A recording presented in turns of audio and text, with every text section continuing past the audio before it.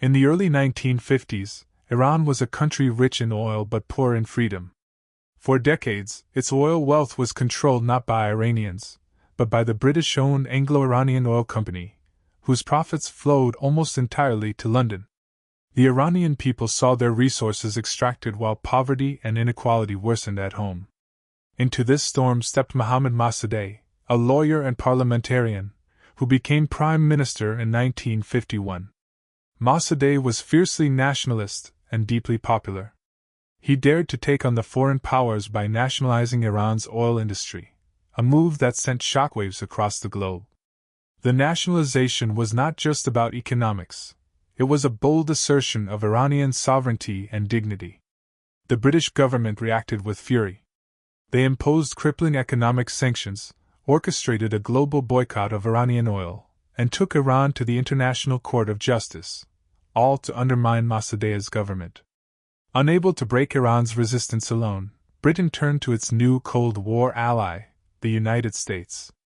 At first, the Truman administration was reluctant to intervene. But when Eisenhower assumed the presidency in 1953, the Cold War paranoia was at its height.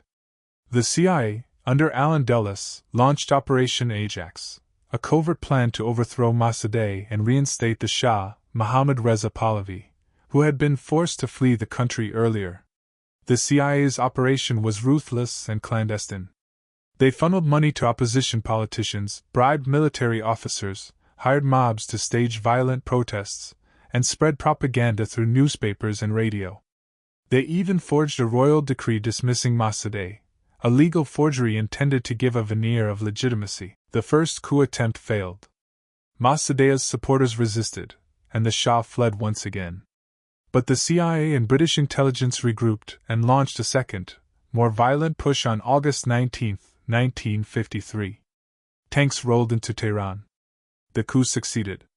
Mossadegh was arrested, tried for treason, and sentenced to house arrest, where he lived out the rest of his days isolated and broken.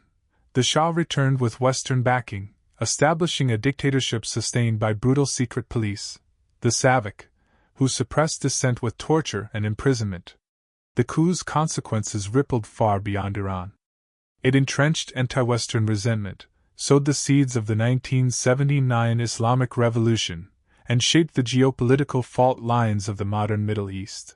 The overthrow of a democratic leader in the name of protecting oil and Cold War interests remains a cautionary tale about foreign intervention and lost sovereignty.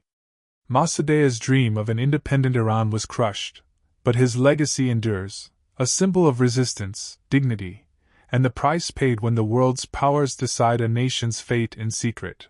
Iran's people are still waiting for that democracy today.